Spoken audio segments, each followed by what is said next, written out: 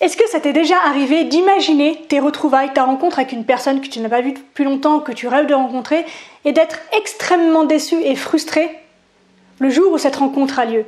Est-ce que ça t'est déjà arrivé d'imaginer que ta vie pourrait être meilleure, plus joyeuse, plus épanouissante, plus remplie, plus ensoleillée, avec un résultat particulier, et pourtant, le jour où ce résultat, tu l'as obtenu, ta vie ne change pas et tu es également frustré et déçu de constater que ce résultat n'a absolument rien changé dans ta vie. Voyons ensemble pourquoi.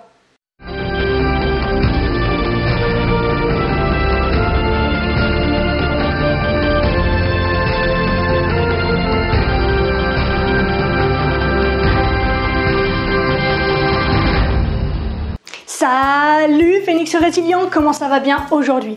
Aujourd'hui, très cher Phoenix, tu l'auras compris, nous allons ensemble donner l'assaut contre tes fantasmes.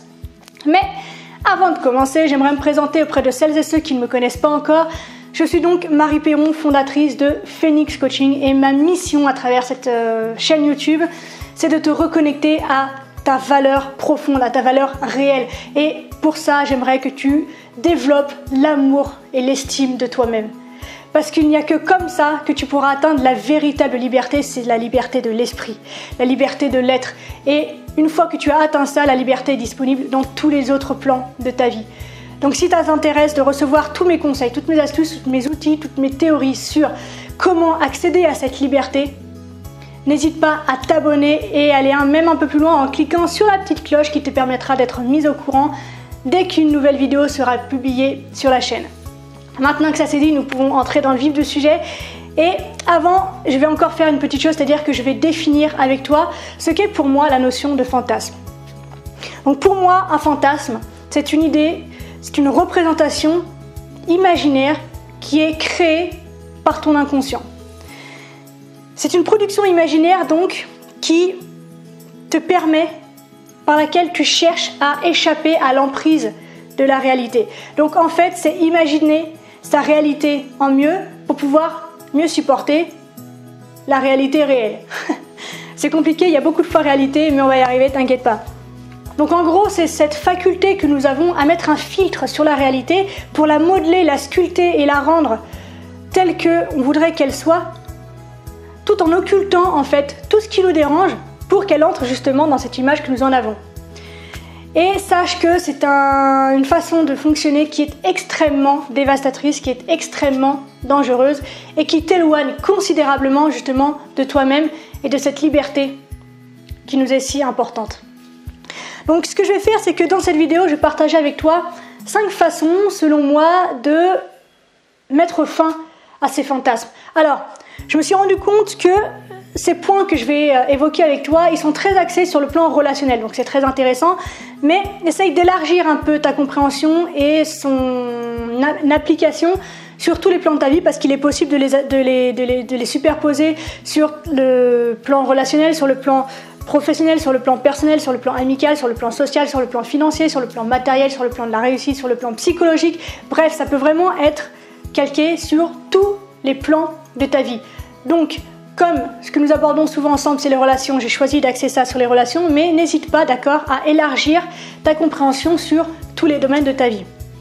Entrons donc maintenant dans ces 5 techniques qui vont te permettre de mettre fin à tes fantasmes. Donc, la première technique, c'est d'être clair avec toi-même sur ce que tu veux et sur ce que tu ressens. Il faut que tu sois à ton écoute. Donc, il faut que tu sois capable de dire, là, si je te pose la question, clairement, dans ta vie, tu veux quoi? Là, maintenant, qu'est-ce que tu veux? Il faut que tu puisses me répondre du tac au tac. Et il faut qu'en plus de ça, il faut que tu puisses être à l'écoute de tout ce que tu ressens. Donc, quand tu vis quelque chose, que ça te titille, que ce soit au niveau du genou, que ce soit au niveau de la tête, que ce soit dans la gorge, que ce soit dans le ventre, que ce soit au niveau de la fesse, si un événement provoque en toi une réaction, qu'elle soit physique, émotionnelle, psychologique, mentale, ce que tu veux, il faut que tu puisses attraper cette sensation, l'analyser pour pouvoir réorienter justement les choses dans une réalité. Donc il ne faut pas occulter tout ce qui ne va pas, donc toutes les sensations un peu bizarroïdes, toutes les pensées un peu casse-couilles, il ne faut pas que tu les sortes de ta réalité pour transformer cette réalité, il faut que tu les intègres à ta réalité pour améliorer le tout et que tu puisses toi-même grandir. Donc il faut vraiment que tu sois au clair avec ce que tu veux et que tu sois capable, que tu développes cette faculté à être à l'écoute de tous tes ressentis, de tout ce qui se passe en toi. D'accord? Parce que la manière dont tu réagis à un événement extérieur, c'est la meilleure façon que tu as de lire qui tu es. La deuxième chose que je te propose de développer, c'est de simplement être toi-même. On a trop tendance à vouloir se plier à ce qu'on pense que l'autre attend de nous. Combien de personnes je rencontre, que ce soit dans mes relations amicales, sociales ou même dans mes relations avec mes clients, de personnes qui me disent « je pense qu'il attend ça de moi, donc j'ai mis ça de côté, j'ai arrêté d'aller à la piscine, j'ai arrêté de faire du dessin, j'ai arrêté de chanter, j'ai arrêté de machin parce que je pense qu'il aime pas ça. » Mais c'est faux. D'une part, si tu lui as pas demandé, t'en sais rien, c'est juste une image. Et d'autre part, il est absolument exclu dans une relation de couple par exemple, que tu te mettes de côté, que tu rayes ce qui fait que tu es toi pour, soi-disant, te modeler à une réalité du coup fantasmée de ce que tu penses que l'autre attend de toi. Une relation de couple, c'est deux personnes, deux unités, deux univers, deux histoires, deux expériences qui se rencontrent. Et non pas qui se complètent, non pas qui se comblent,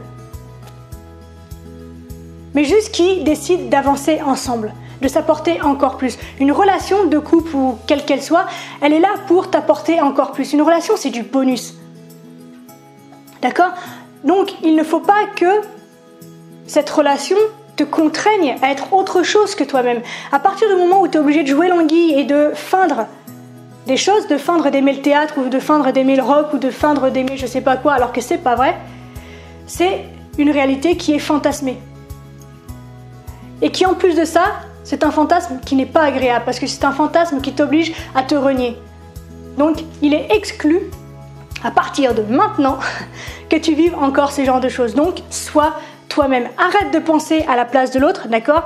C'est extrêmement égoïste. Et égoïste dans le sens négatif du terme, de prendre sa responsabilité à l'autre, de penser à la place de l'autre, de te mettre à la place de l'autre. Non, sois toi-même, occupe-toi de tes oignons et arrête de te conformer à l'idée que tu as de l'idée que l'autre peut se faire de toi. D'accord? Sois toi-même. Si l'autre ne t'accepte pas tel que tu es, c'est que vous n'êtes pas fait pour avoir une relation ensemble. C'est tout. Ça ne veut pas dire qu'il faut vous séparer, ça ne veut pas dire que vous ne pouvez pas être amis, ça veut juste dire que vous n'êtes pas fait pour avoir ce type de relation. C'est tout. D'accord? La troisième chose, qui rejoint beaucoup la seconde, c'est de communiquer. Si tu ne dis pas à l'autre en face ce que tu attends de la relation, ce que tu aimes, ce que tu as vécu, la manière dont tu attends les choses, comment est-ce que tu veux qu'il te les donne? C'est pareil, trop souvent j'entends oui mais si il m'aime ou si elle m'aime, elle doit savoir que ça c'est important pour moi. Si elle m'aime, elle doit savoir que c'est comme ça que j'aime recevoir de l'amour. Mais non, à aucun moment l'autre personne n'est dans ta tête. Alors effectivement, quand la relation et la complicité se créent, il y a des choses qu'on peut deviner, il y a des choses qu'on peut sentir. Mais à aucun moment, on est à la place de l'autre.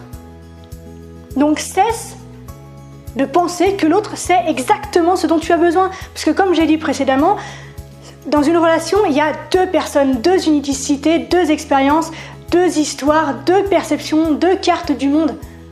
Donc il ne peut pas intégrer parce que tu l'as demandé ta vision du monde pour qu'il puisse te donner absolument tout ce que tu veux quand tu veux au moment où tu l'attends et ainsi combler absolument toutes tes attentes, tous tes besoins et combler tous tes manques. Ça n'existe pas, c'est faux ça. Et est-ce que tu te rends compte de la douleur que tu te crées à penser de cette manière-là? À penser que l'autre a ce pouvoir de tout régler. C'est extraordinaire en fait la manière dont le fantasme nous permet de nous substituer à nos responsabilités sur nos vies. C'est extraordinaire. Donc, quand quelque chose ne va pas, dis-le. Et quand tout va bien, dis-le. Parce que c'est comme ça qu'on peut trouver l'équilibre en fait dans une relation et travailler sur ce qui ne va pas, alimenter ce qui va bien et pouvoir grandir, évoluer ensemble. Mais à aucun moment, tu dois te dire que l'autre sait ce que tu penses. De la même manière que toi, tu ne sais pas du tout ce qu'il pense. D'accord? Il y a des choses qu'il sent, peut-être qu'il est pas bien, peut-être qu'il est joyeux, peut-être qu'il est triste, peut-être que je sais pas quoi. Mais ça ne veut pas dire que tu sais ce qu'il pense, ça ne veut pas dire que tu sais ce qu'il vit. Donc il faut absolument communiquer. C'est la base de la base de la base de la base de toutes les relations, que ce soit avec toi-même, que ce soit avec tes enfants, que ce soit avec ton conjoint ou ta conjointe, que ce soit avec tes collègues, que ce soit avec tes amis. La base d'une relation saine et solide, c'est la communication. Et j'aimerais même aller un peu plus loin dans ce cadre de la communication, c'est surtout ne pas avoir peur du conflit. On est beaucoup à renier justement qui nous sommes, à taire ce que nous ressentons pour éviter le conflit. Mais sache qu'une relation dans laquelle il n'y a pas de dispute est une relation qui ne durera pas. Parce que entrer parfois en conflit, se mettre en colère quand ça va pas, dire quand quelque chose ne va pas, dire quand on ne se sent pas bien, avoir un échange sur ce qui ne nous convient pas, à l'un comme à l'autre, c'est faire grandir la relation. C'est cimenter la base, c'est la rendre encore plus solide pour qu'elle puisse continuer d'avancer et d'évoluer. Alors que se taire et se terrer, non seulement ça fait stagner la relation jusqu'au moment où elle va s'effondrer, mais en plus chacun accumule des frustrations, de la colère, de la rancune. Et alors le jour où ça pète, il n'y a plus rien de rationnel et je ne donne pas cher de la relation à ce moment-là. D'accord ? Donc troisième facteur très important à développer, même c'est même le numéro 1, tu peux oublier tous les autres, mais celui-là, je t'en supplie, mets-le en pratique, c'est la communication. Ok ? Quatrième chose, c'est d'être réaliste. Accepte la réalité telle qu'elle est et arrête de la modeler pour qu'elle corresponde au maximum à ce que tu voudrais qu'elle soit. Parce que ça te rend malheureux. C'est horrible de vivre en décalage avec la réalité. C'est horrible d'avoir cette sensation de ne pas faire partie de la réalité sous prétexte qu'elle n'est pas suffisamment bien pour toi. Donc apprends à ouvrir les yeux, à accepter la réalité telle qu'elle est et à être reconnaissant pour ce que tu y vis. Et ouvrir les yeux sur la réalité, ça ne veut pas dire qu'elle est moins bien, ça veut simplement dire qu'elle est différente. D'accord ? Au tout début, je t'ai posé des questions par exemple sur une relation. Je vais prendre un exemple personnel. J'ai imaginé pendant plus de 20 ans quelle pourrait être ma relation avec mon papa. Et le jour où je l'ai rencontré, j'ai été extrêmement déçue parce qu'il ne correspondait pas à l'image que j'avais de lui. Ça ne veut pas dire que c'était pas quelqu'un de bien, ça ne veut pas dire que c'était pas un homme sympa ça ne veut pas dire que la relation va pas bien se passer, mais ça veut dire qu'en fait, lui, est différent. Et heureusement qu'il est différent. Parce que s'il avait calqué exactement à l'image que j'avais, ce serait horrible, ça voudrait dire qu'il n'a aucune personnalité, ça voudrait dire qu'il n'a aucune histoire, ça voudrait dire qu'il n'a aucune consistance. Tu vois ce que je veux dire ? Donc, accepte que les gens, que la réalité, que le monde soit tel qu'il est. D'accord ? Ça ne t'empêche pas aussi après de trier et de garder pour toi ce qui te va bien et d'éloigner ce qui te fait du mal, mais dans une réalité saine et dans une réalité vraie. D'accord ? Enlève-moi ces lunettes-là qui t'empêchent de voir les choses telles qu'elles sont. Enlève-moi ces lunettes qui te font transformer les choses, qui les rendent fausses, qui les rendent illusoires pour vivre les choses pleinement, consciemment, à fond et modeler la vie telle que tu l'entends. D'accord ? Cinquième et dernière capacité à développer, c'est de ne pas attendre l'arrivée du Messie. D'accord ? C'est-à-dire que personne, absolument personne sur cette terre ne peut t'apporter tout ce que tu veux. Personne sur cette terre ne peut t'apporter tout ce que tu attends. Personne sur cette terre ne peut guérir tes blessures. Personne sur cette terre ne peut sortir de l'enfer dans lequel tu te trouves. Personne sur cette terre ne peut combler tous tes manques. Sauf toi. Il n'y a que toi qui puisse te connaître assez, suffisamment bien et suffisamment profondément pour pouvoir avancer, nourrir tes points forts et affronter tes faiblesses pour les faire grandir. D'accord ? Personne ne peut faire ça à ta place. Donc, prends tes responsabilités, de te regarder en face, de te dire « ça dans ma vie, ça me va bien, je continue. Ça dans ma vie, ça me va pas, mais ce serait important pour moi, je modifie. Ça dans ma vie, ça me va pas du tout, j'arrête. » Cultive, renforce ce qui fonctionne et pose-toi la question maintenant de ce que tu peux faire pour obtenir ces résultats auxquels tu aspires. Parce que un fantasme, ça cache un désir malgré tout. Donc, questionne-toi sur quand je m'imagine ça, qu'est-ce que je veux réellement ? Et une fois que tu as mis le doigt sur ce que tu veux réellement, demande-toi qu'est-ce que je peux faire maintenant pour commencer à obtenir ce résultat. Alors cesse d'attendre que la providence te tombe du ciel tout cuit dans le bec et mets-toi en action, que ce soit par la réflexion, que ce soit par des actions concrètes. Commence à te demander ce que toi et toi seul peux faire pour obtenir les résultats que tu attends. Demande-toi, imagine en fait que, c'est même pas imagine, sois conscient du fait que tu es seul en fait sur cette terre à pouvoir accomplir tout ce que tu veux accomplir. Tu es seul dans ton parcours. Tu peux être accompagné, d'accord, de coachs, d'amis, de ta famille, mais tu es le seul à pouvoir concrétiser exactement de la manière dont tu l'attends les choses que tu espères voir venir dans ta vie. Il n'y a que toi qui peux aller les chercher. Donc, cesse d'attendre que la providence tombe du ciel. Mets-toi à l'action, pose-toi les bonnes questions et surtout, tu verras en plus que non seulement c'est bien plus constructif que de rêver et de souffrir à l'intérieur et qu'en plus de ça, c'est extrêmement gratifiant. Ok? Donc voilà les 5 choses que j'avais envie de partager avec toi pour que tu puisses mettre fin à tes fantasmes.